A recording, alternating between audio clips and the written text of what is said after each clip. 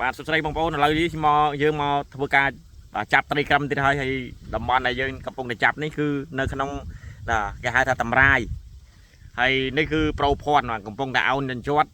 អានឹងប្រូញ៉ានៅខាងនេះបាទឥឡូវបងប្អូនអាចតាមដានទស្សនាវីដេអូទាំងអស់គ្នាបាទប្រូញ៉ា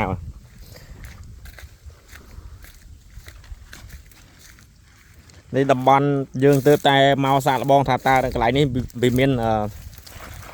ត្រីក្រាំអត់បាទហើយទីតាំងដែលយើងត្រូវសម្គាល់រកមើលត្រីក្រាំនោះគឺបាទតំបន់ដែលមានដីកំប្លោកបាទទឹកបឹងទឹកតាពាំងដែលមានកំប្លោកមានសារាយមានអីយើងធ្វើការសាកមើលបាទ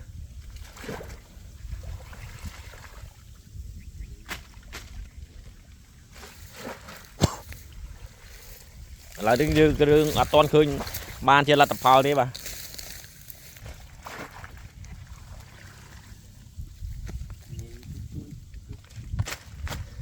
ស្បូតញី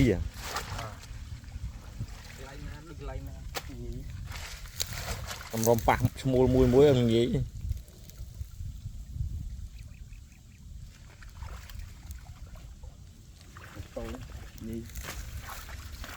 មើលស្អាតអត់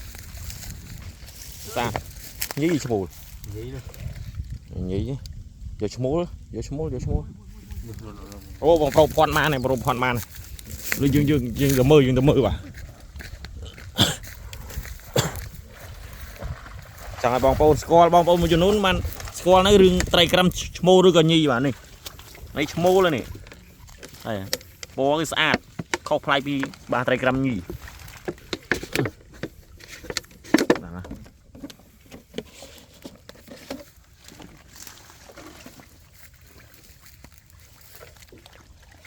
យើងដាក់ចូលហើយបាទអូហែលវិញហ្នឹងនេះ